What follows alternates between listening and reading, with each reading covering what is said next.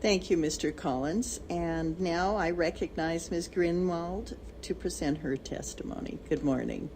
Thank you. Madam Chairman, Congressman Swalwell, and members of the subcommittee, thank you for the opportunity to testify. And thank you, Congressman Basie, for that kind introduction. My name is Judi Greenwald, and I'm the Vice President for Technology and Innovation at the Center for Climate and Energy Solutions. My testimony today will focus on the most important climate and energy solution that no one knows about. I'll emphasize two main points. First, carbon capture and storage, or CCS, is a critical technology for addressing climate change while allowing continued reliance on fossil fuels. Second, carbon dioxide enhanced oil recovery, or CO2 EOR, can advance CCS while boosting domestic oil production and generating net federal revenue. The United States and the rest of the world get 80% of our energy from coal, oil, and gas, and our fossil fuel dependence is expected to continue for the foreseeable future. Carbon dioxide emissions from burning these fuels pose an enormous challenge. That's why we need CCS, a suite of technologies that captures CO2 and stores it deep underground in geological formations. CCS can capture up to 90% of emissions from power plants and industrial facilities, allowing coal and natural gas to remain part of our energy mix. CCS has been commercialized for certain industrial processes. However, CCS in other contexts, for example, coal and natural gas power plants, is a relatively expensive technology that is just reaching maturity. The key challenge for CCS is to get a sufficient number of commercial-scale projects up and running to demonstrate the emerging technologies at scale and bring down their costs. The Department of Energy's role in CCS development has been and will remain critical. DOE is working with the private sector on the leading innovative CCS projects today, including several coal-based power projects. Additional drivers will be needed, though, to help the next generation of CCS projects move forward. That's why CCS is being increasingly thought of as carbon capture utilization and storage, or CCUS. Utilizing captured carbon dioxide for enhanced oil recovery, or CO2 EOR, could play a key role in the development of CCS. It also has the potential to increase American oil production by tens of billions of barrels, while displacing imported oil and safely storing billions of tons of carbon emissions underground. Let me explain how this works. Even after conventional primary and secondary oil recovery, most of the oil in a typical field is left in the ground. Injecting carbon dioxide deep underground can make it possible to recover more oil and extend the field's life. The United States has been a global leader in CO2 EOR for 40 years and gets 6% of its domestic oil this way. While most CO2 EOR activities occurs in the Permian Basin of Texas, there are also projects in Wyoming, the Gulf Coast, Oklahoma, and Michigan. Using existing technology, CO2 EOR could double or triple U.S. reserves. It could also store 10 to 20 billion tons of carbon dioxide, equivalent to 5 to 10 years' worth of emissions from all U.S. coal-fired power plants. More advanced technologies could yield much higher production and CO2 storage. Right now, most enhanced oil recovery is done using carbon dioxide that is already underground and that is, ironically, in short supply. By using captured man-made carbon dioxide, we can increase domestic oil production, promote economic development, create jobs, reduce carbon emissions, and drive innovation in CCS technology. Because of these multiple benefits, we've been able to bring together the National Enhanced Oil Recovery Initiative, or NEORI, a diverse coalition of industry, labor, environmental organizations, and state officials. This coalition's consensus recommendations call for a federal tax incentive to capture man-made CO2 for EOR. In some regions, EOR operators are willing to pay upwards of $30 per ton for CO2.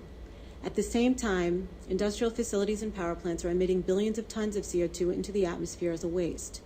CO2 EOR offers the opportunity to transform this waste into a marketable commodity and transform an environmental problem into an energy production solution. By combining private EOR operators willing to pay for CO2 with a tax incentive, society would leverage its public investment.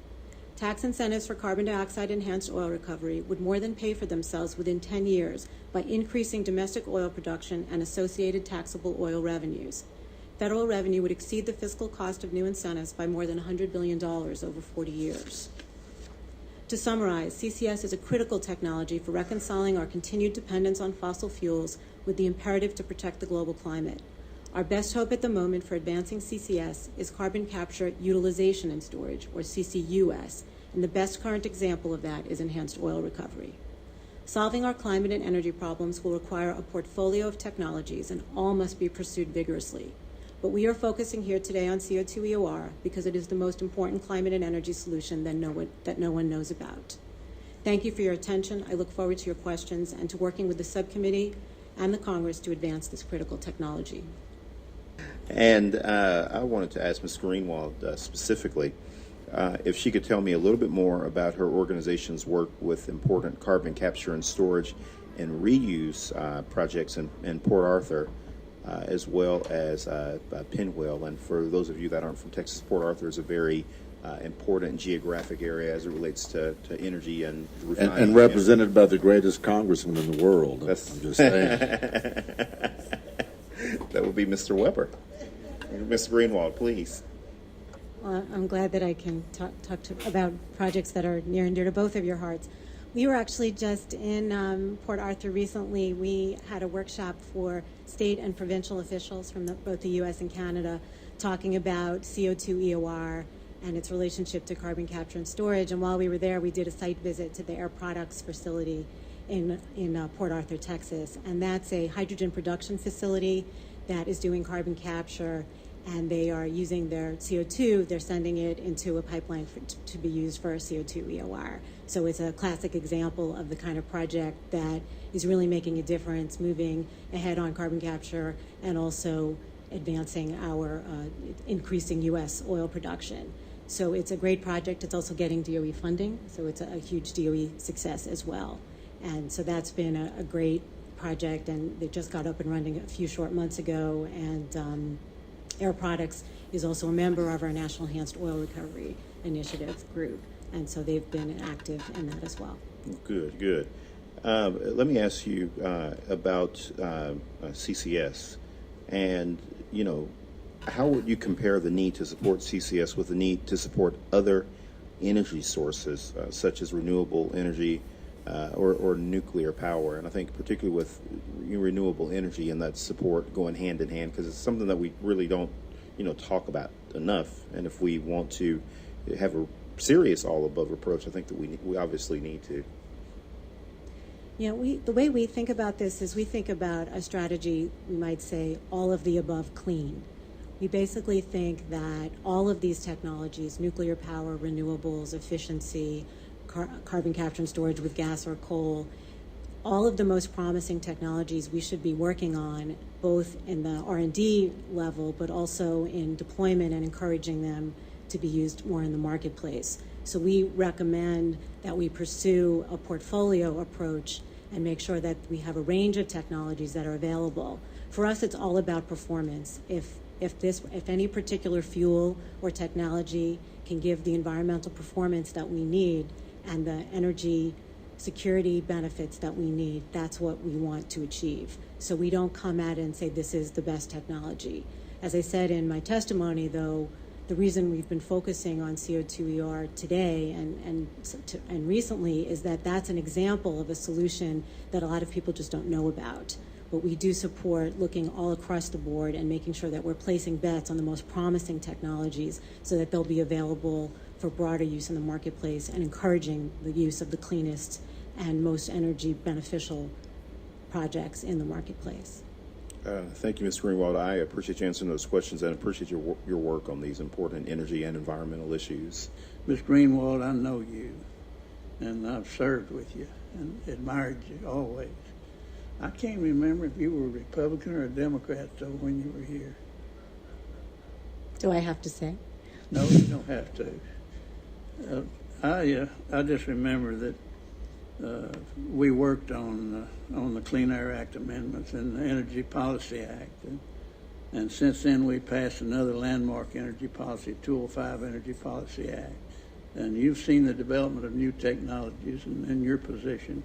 Rather than government mandates, what are the most effective methods of advancing energy technologies and efficiencies? When we have a President Obama with his mandates, and he's not just got a war on coal, he has a war on energy. Could you give me some kind of an answer to that? We believe that to get clean energy sources and energy efficiency into the marketplace requires a combination of policy and making sure that the market can work. So that's why we advocate for flexible policies and incentives so that you can set targets and requirements, but you leave to the private sector as much as possible the ability to make choices so that they pick the best technologies that can meet your environmental Yeah, we need to objectives. be aware of it and abreast of it and never forgetting it and looking at it every day. But we need to be reasonable about what we have to spend with no help from people that ought to be assisting us. Have you answered my question? I think you have. I'll use the rest of my time. I have about 37 more seconds to go here.